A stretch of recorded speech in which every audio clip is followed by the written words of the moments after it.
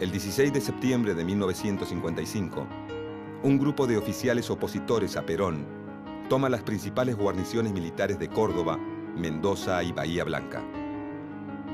Los militares sublevados avanzan sobre los más importantes centros urbanos, poniendo en jaque al gobierno.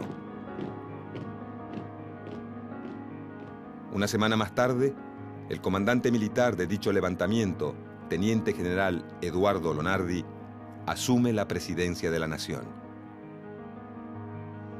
En su discurso de asunción, Lonardi hace suya una frase del general Urquiza, pronunciada 100 años atrás, luego de su triunfo en la batalla de Caseros: ni vencedores, ni vencidos. Mientras un nuevo gobierno militar asume el poder en la República Argentina, Perón, que ha logrado escapar de la furia de sus opositores, solicita asilo político en la Embajada de Paraguay.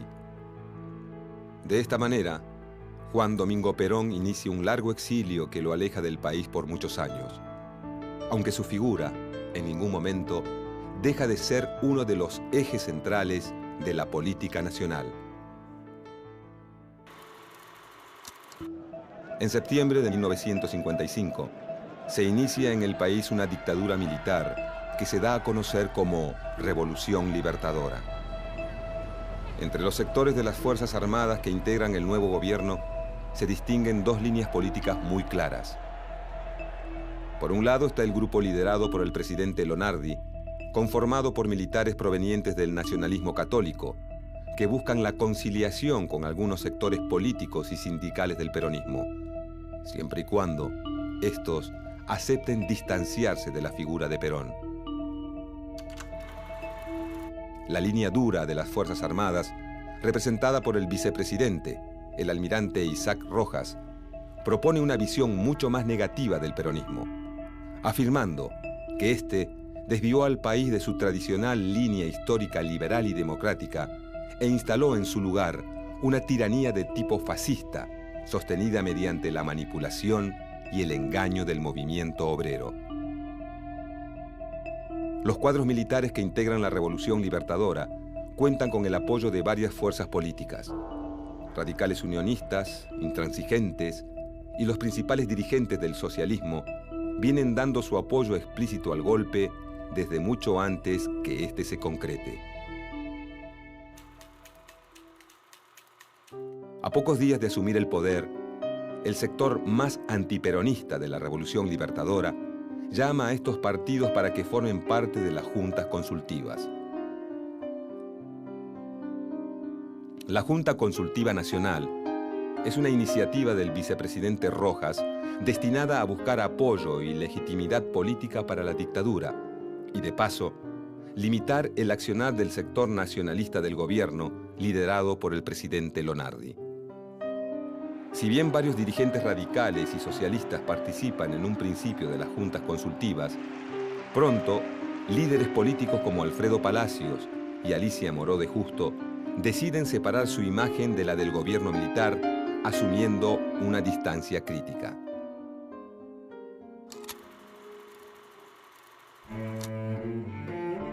Durante los meses de septiembre y octubre de 1955, el ala nacionalista de la Revolución Libertadora, encarnada por el presidente Lonardi, dirige las políticas de gobierno. A fin de generar canales de diálogo con los sectores sindicales, el gobierno militar decide no intervenir la CGT, a la vez que designa en el Ministerio de Trabajo al abogado laboralista Luis Cerruti Costa, asesor legal de varios sindicatos peronistas. Mientras que el ala blanda del gobierno intenta negociar con los líderes de la CGT, comandos civiles armados integrados por jóvenes radicales y socialistas atacan los locales del peronismo. Pronto, los intereses contradictorios de los sectores del gobierno aumentan la tensión política y animan a la militancia peronista a pensar en un posible contraataque.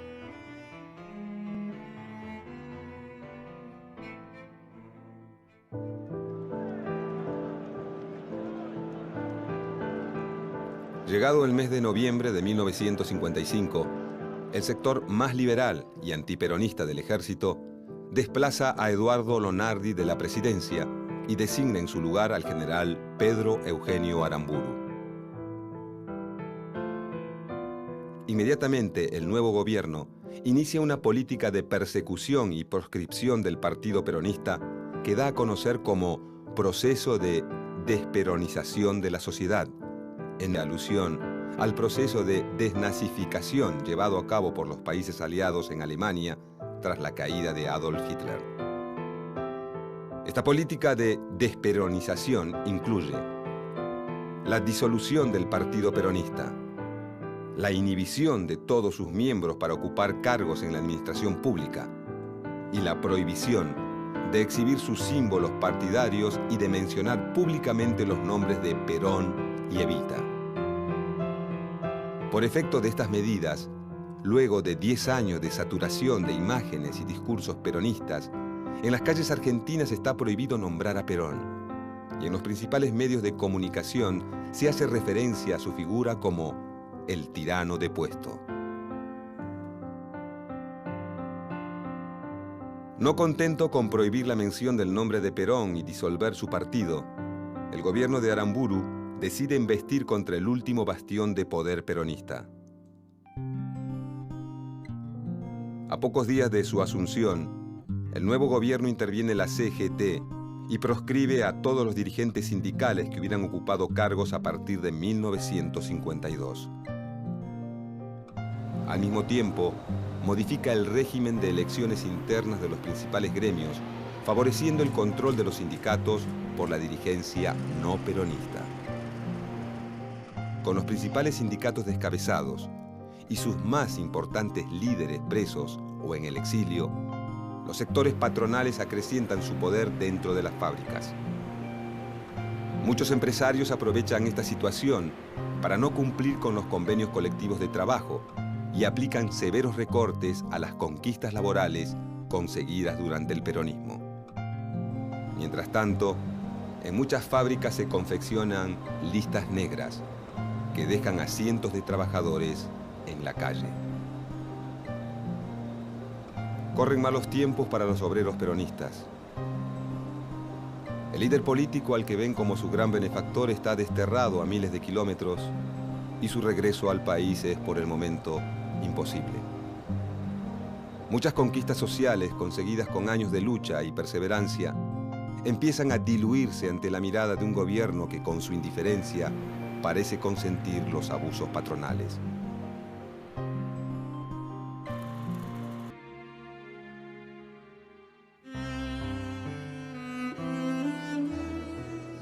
A partir de 1957, el gobierno de la Revolución Libertadora intenta crear las condiciones para una posible apertura política. Dicha apertura implica una reforma constitucional que anule la Constitución peronista de 1949, la normalización de la CGT y un llamado a elecciones nacionales que permita la llegada al poder a los sectores civiles más cercanos al régimen militar. El gobierno militar comienza a pactar con los partidos políticos no peronistas las condiciones para el traspaso del poder.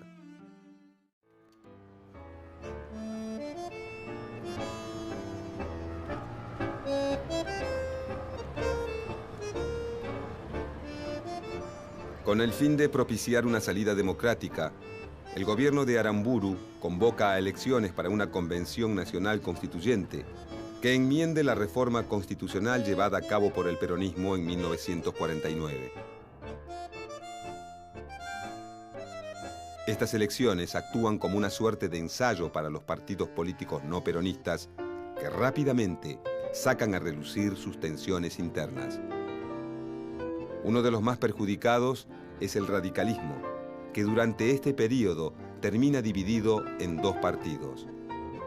La Unión Cívica Radical Intransigente, liderada por Arturo Frondizi, más proclive a la negociación con el peronismo, y la Unión Cívica Radical del Pueblo, marcadamente antiperonista y más cercana a las posiciones del gobierno militar, que sostiene la candidatura a presidente del caudillo bonaerense Ricardo Balbín. Finalmente, la Convención Constituyente anula todas las modificaciones instaladas por el peronismo y restablece el texto de la Constitución anterior a 1949, añadiendo únicamente el artículo 14 bis, que incluye los derechos del trabajador.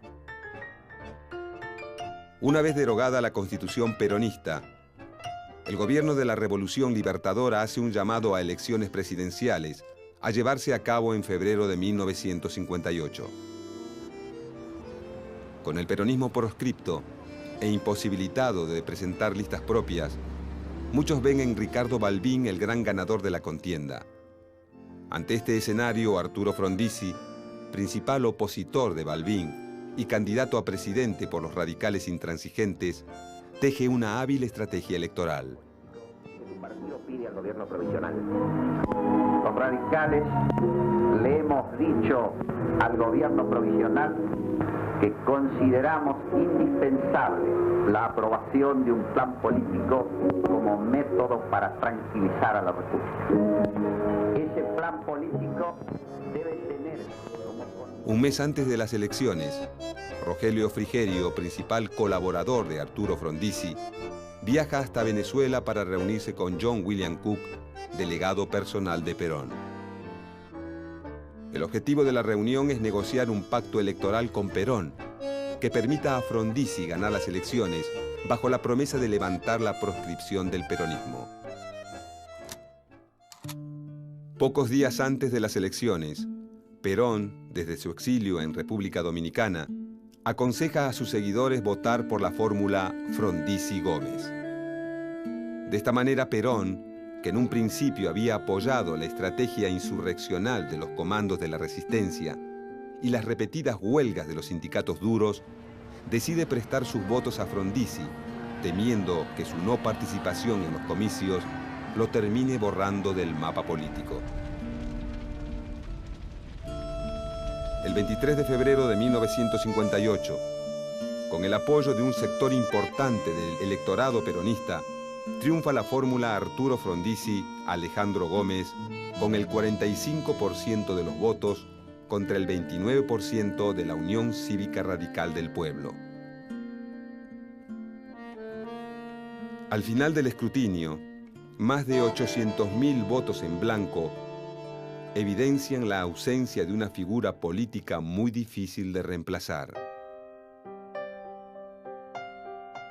A pesar de la proscripción del partido peronista, la persecución de sus líderes sindicales y la política de desperonización de la sociedad impulsada por el gobierno de la Revolución Libertadora, en 1958, la figura de Juan Domingo Perón tiene tanto peso político como en los años de su gobierno.